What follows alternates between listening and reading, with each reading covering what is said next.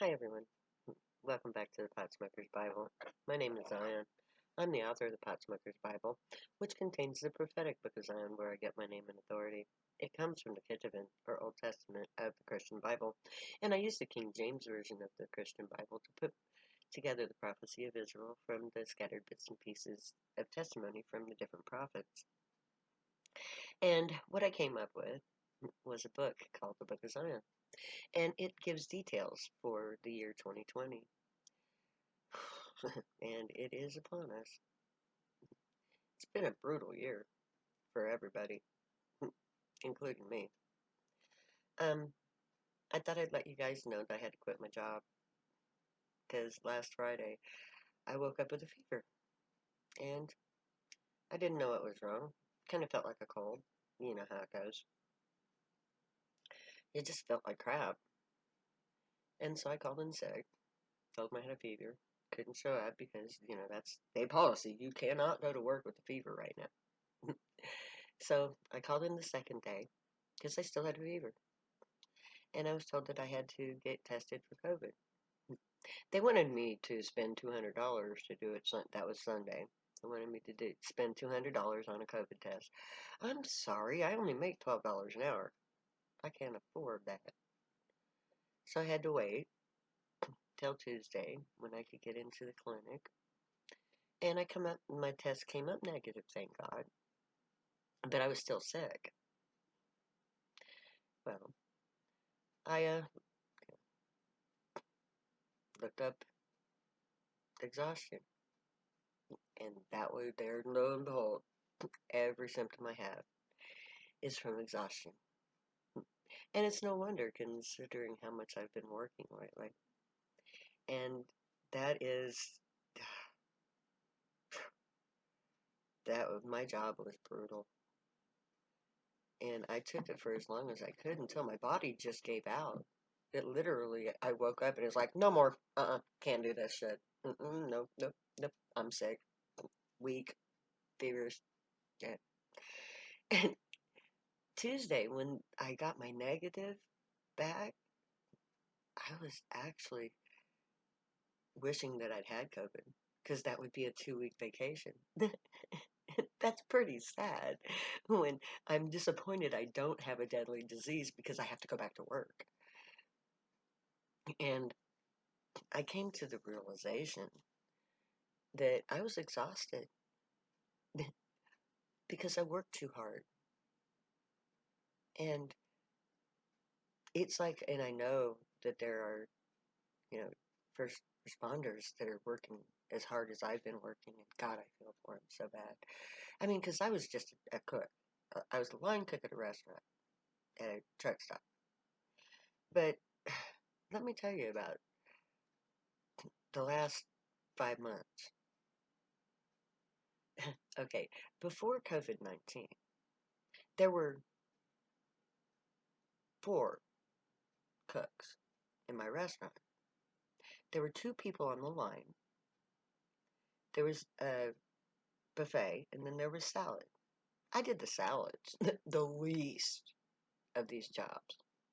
But I chose that one on purpose because I'd been a line cook before, knew how brutal it was, and was like, I don't want that job.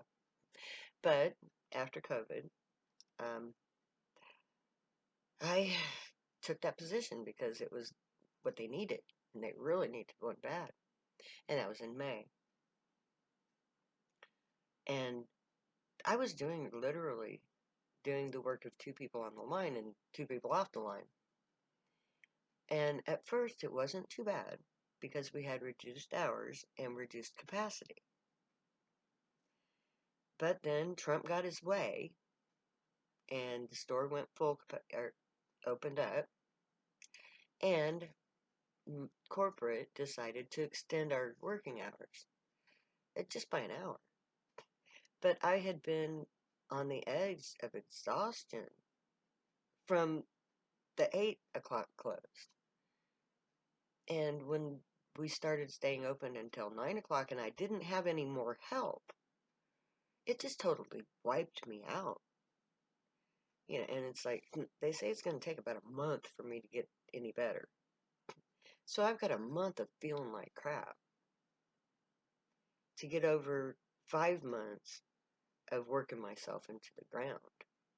And it was brutal.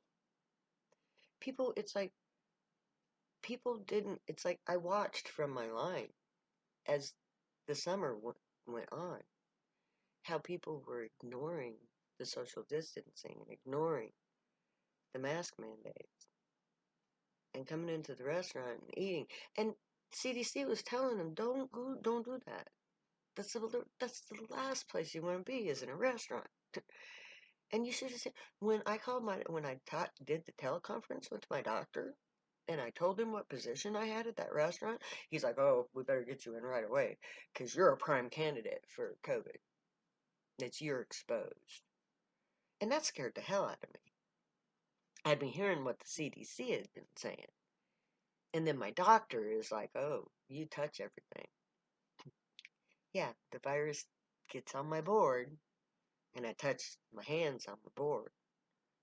And I can't wear gloves all the time because I did that. It gave me a damn dermatitis. So I was literally subjecting myself to COVID every shift. And it's like, people would come in and sit there for hours and talk to each other and just spew their poison breath all over the place. And I know what's happening, and it just pissed me off because I was so overworked. It's like I would go into work and I'd have one or two tickets. But those one or two tickets, it's like one day I came into work, there's 2 tickets on the board. Within a half hour, I had 18 tickets on my board. And it went on hour after hour, day after day, ticket after ticket after. It was never ending. People just kept coming in and coming in and coming in. The more the CDC would say, don't go to the restaurants, the more these stupid people would go to the restaurants. And then they opened more capacity so that more people could come in. Did they get me another cook? No, they didn't. So they opened up more seating, extended work hours for an extra hour, but did they give me any help? No, they didn't. Why? Because I'm just a laborer. I'm just a cook. I don't matter. But I do matter. We all do. And so I worked myself to the point of exhaustion. So that all these stupid people, and I'm sorry, you're stupid for going into restaurants at this time. Nobody should be in a restaurant right now. We've got over 128,000 new cases a day going on. And you're going to go out to eat in a restaurant with no open windows, recycled air. And what air are you recycling, dumbasses? You're recycling COVID. And I used to get so enraged when I'd see 5 or 6 people walking across in front of my window with no masks on. And there would be times when there would be people, tables, people standing, waiting to sit down.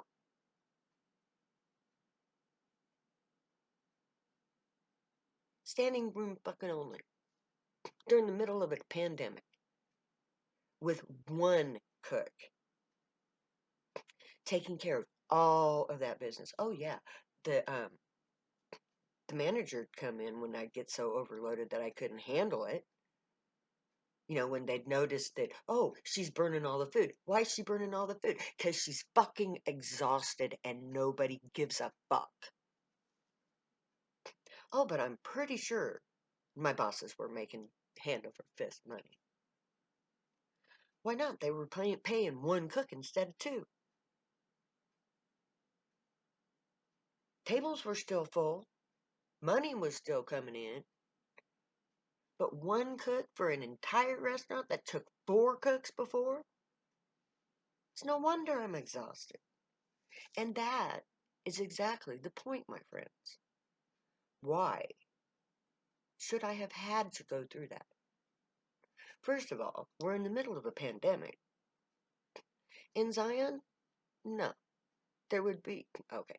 In Zion, we wouldn't have a pandemic because we would have taken care of it right the first time. Ego wouldn't have gotten in the way. Money wouldn't have gotten in the way. We would have put the people in charge who needed to be in charge. In Zion, okay, if America was Zion and a pandemic struck, you know who would be the instantaneous leader of the whole nation? Fauci. He would have been put in charge because he's the head of the department that takes care of the pandemic. That's his job. He's an expert at that, so he is the only one who is qualified to deal with the pandemic. But instead, we got Trump. So they wouldn't have, I mean, can you imagine what Fauci would have done? At the very beginning, the moment he found out that it was in America, you know what he would have done? He would have shut us down fucking tight. Rightly so. Actually, China should have shut down. Rightly so. And when I mean shut down, people, I don't mean, oh, everybody can go back home. We'll shut down after everybody goes back home and takes it with them. The minute a pandemic, or the minute an unknown pathogen was let loose on the population in China, in Zion, Fauci would have been in charge.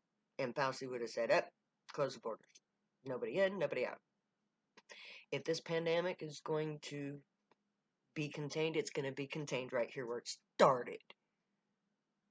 Stupid people, why the fuck would you let somebody leave China when China has got a fucking pandemic going on? Oh, but my people have to go home. No, they don't. No, they don't.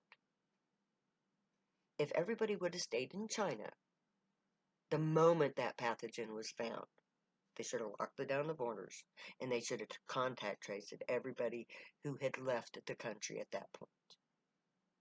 And it could have been done. It should have been done.